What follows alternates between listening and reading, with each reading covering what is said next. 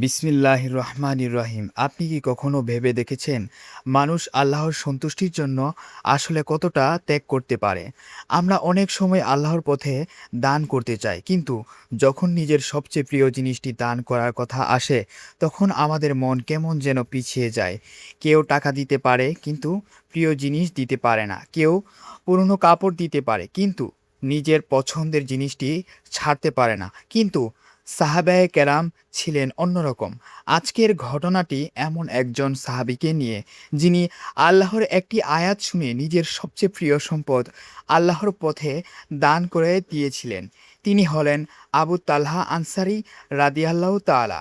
আর তাঁর এই ঘটনা আমাদের শেখায় আল্লাহর কাছে দানের মূল্য শুধু দানের পরিমাণে নয়, বরং ত্যাগের গভীরতায়। কে ছিলেন আবু তালহা রাদিয়াল্লাহু? আবু তালহা রাদিয়াল্লাহু ছিলেন রাসূল সাল্লাল্লাহু আলাইহি ওয়াসাল্লামের সম্মানিত সাহাবী এবং মদিনার আনসারদের একজন।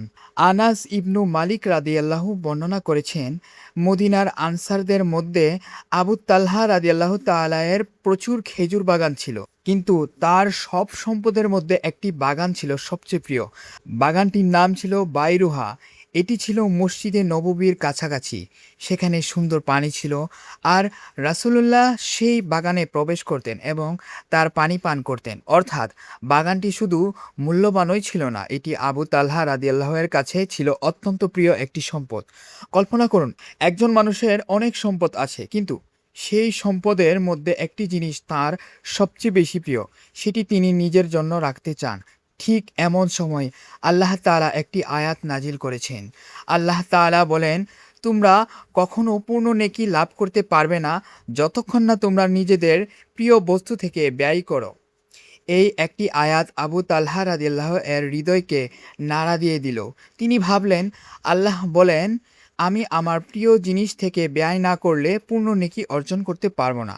তখন তিনি নিজের সবচেয়ে প্রিয় সম্পদের কথা মনে করলেন, বাইরুহা বাগান। তিনি সিদ্ধান্ত নিলেন, এই বাগান আমি আল্লাহর পথে দান করে দেব। আবু তালহা রাদিয়াল্লাহু সরাসরি রাসূল সাল্লাল্লাহু আলাইহি ওয়াসাল্লামের কাছে চলে গেলেন। তিনি বললেন, হে আল্লাহর রাসূল, আল্লাহ তাআলা বলেছেন, তোমরা তোমাদের প্রিয় বস্তু থেকে ব্যয় না করা পর্যন্ত পূর্ণ নেকি লাভ করতে পারবে না। আর আমার কাছে আমার সবচেয়ে প্রিয় সম্পদ হলো বাইরুহা বাগান।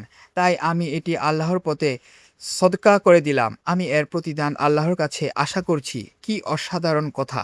তিনি আরও বলেন, হে আল্লাহর রাসূল, আপনি এটিকে আল্লাহ যেভাবে নির্দেশ করেন সেভাবে ব্যবহার করুন। রাসূল সাল্লাল্লাহু আলাইহি ওয়াসাল্লাম তার এই ত্যাগের প্রশংসা করলেন। তিনি বললেন, বাহ!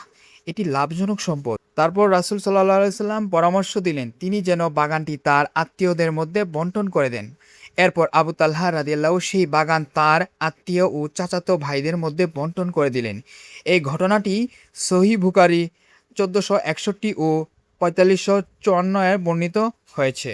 এই ঘটনা থেকে আমাদের জন্য সবচেয়ে বড় শিক্ষা, প্রিয় দিনী ভাই ও বোনেরা, একবার নিজের জীবনের দিকে তাকিয়ে দেখুন, আমরা কি আল্লাহর জন্য এমন কিছু ছাড়তে পারি যেটা আমরা সত্যিই ভালোবাসি? হয়তো কারো কাছে টাকা সবচেয়ে প্রিয়, কারো কাছে নিজের সময়, কারো কাছে নিজের অহংকার, কারো কাছে এমন কোনো কাজ যেটা সে জানে আল্লাহ পছন্দ করে না, তবুও সে সেটা ছাড়তে পারে না। কেউ হয়তো হারাম উপার্জন ছাড়তে পারছে না, কেউ সুদ ছাড়তে পারছে না, কেউ মিথ্যা ছাড়তে পারছে না, কেউ গীবত ছাড়তে পারছে না, কেউ নিজের অহংকার ছাড়তে পারছে না। অথচ আবু তালহা রাদিয়াল্লাহু আমাদের দেখিয়ে দিয়েছেন আল্লাহর সন্তুষ্টির জন্য ত্যাগ করতে হয়। ত্যাগ মানে শুধু টাকা দান করা নয়। আপনি যদি আল্লাহর জন্য কোনো গুনাহ ছেড়ে দেন, সেটিও ত্যাগ। আপনি যদি আল্লাহর সন্তুষ্টির জন্য হারাম সম্পর্ক থেকে সরে আসেন, সেটিও ত্যাগ। আপনি যদি নিজের অলসতা ছেড়ে নামাজের দিকে ফিরে আসেন, সেটিও ত্যাগ। আপনি যদি নিজের প্রিয় সময়ের কিছু অংশ কোরআন পড়ার জন্য দেন, সেটিও আল্লাহর পথে বিনিয়োগ। অনেক মানুষ মনে করে, আমি যদি দান করি তাহলে আমার সম্পদ কমে যাবে। কিন্তু একজন মুমিনের বিশ্বাস ভিন্ন। সে বিশ্বাস করে, আমি আল্লাহর জন্য যা ছাড়ছি, আল্লাহর কাছে তা হারিয়ে যাচ্ছে না। আবু তালহা রাদিয়াল্লাহু তাআলা ও তার বাগানকে শুধু দান হিসেবে দেখেননি, তিনি বলেছিলেন তিনি এর ভালো প্রতিদান আল্লাহর কাছে আশা করেছেন এবং তা আল্লাহর কাছে সঞ্চিত রাখতে চান। এটিই ছিল সাহাবীদের ঈমান। তারা দুনিয়ার হিসাবের চেয়ে আখিরাতের হিসাবকে বড় করে দেখতেন। আজ আমরা ১০০ টাকা খরচ করার আগে ১০ বার চিন্তা করি, কিন্তু সাহাবায়ে কেরাম আল্লাহর সন্তুষ্টির জন্য বিশাল সম্পদ ছেড়ে দিতে দ্বিধা করতেন না। কারণ তারা জানতেন দুনিয়ার সম্পদ একদিন শেষ হয়ে যাবে, কিন্তু আল্লাহর কাছে রাখা আমল কখনো নষ্ট হবে না। আজ রাতে নিজেকে একটি প্রশ্ন করুন, আমার সবচেয়ে প্রিয় জিনিস কি? টাকা, মোবাইল, সময়, ব্যবসা, কোনো অভ্যাস নাকি নিজের অহংকার? এরপর নিজেকে আরেকটি প্রশ্ন করুন, এই প্রিয় জিনিসের মধ্যে আমি আল্লাহর জন্য কী ত্যাগ করতে পারি? হয়তো আপনার কাছে কোটি টাকা নেই, আপনার কোনো বাগান নেই, আপনার বিশাল সম্পদ নেই, তবুও আপনি আল্লাহর জন্য কিছু করতে পারেন। একজন ক্ষুধার্ত মানুষকে খাবার দিতে পারেন, কাউকে একটি ভালো কথা বলতে পারেন, কাউকে কোরআন শেখাতে পারেন, মসজিদে সামান্য দান করতে পারেন, অথবা এমন একটি গুনাহ ছেড়ে দিতে পারেন যেটা আপনি বহুদিন ধরে করে আসছেন। মনে রাখবেন, আল্লাহর কাছে আন্তরিকতা অত্যন্ত গুরুত্বপূর্ণ। আবু তালহা রাদিয়াল্লাহু এর ঘটনা আমাদের একটি বিশাল শিক্ষা দেয়। আল্লাহর পথে দান করার সময় শুধু দেখবেন না আমি কত টাকার দিলাম, বরং নিজেকে প্রশ্ন করুন, আমি কি আল্লাহর জন্য আমার প্রিয় কিছু ত্যাগ করেছি? কারণ সূরা আল ইমরানের সেই আয়াত আমাদের মনে করিয়ে দেয়, তোমরা তোমাদের প্রিয় বস্তু থেকে ব্যয় না করা পর্যন্ত পূর্ণ নেকি অর্জন করতে পারবে না। আবু তালহা রাদিয়াল্লাহু তাআলা এই আয়াত শুনেছিলেন এবং শুধু শুনেই থেমে যাননি, তিনি আমল করেছিলেন। এটাই ছিল সাহাবীদের ঈমানের সৌন্দর্য।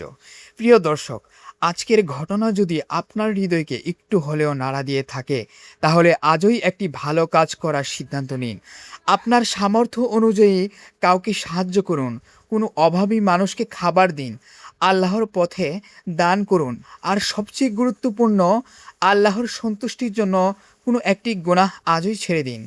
আল্লাহ আমাদের সবাইকে আবু তালহা রাদিয়াল্লাহু এর মতো ত্যাগী ও আন্তরিক হওয়ার তৌফিক দান করুন। আমিন। ভিডিওটি ভালো লাগলে লাইক দিন, শেয়ার করুন এবং এমন ইসলামিক ইতিহাস ও সহিহ হাদিস ভিত্তিক ভিডিও পেতে চ্যানেলটি সাবস্ক্রাইব করে পাশে থাকুন। আল্লাহ হাফেজ।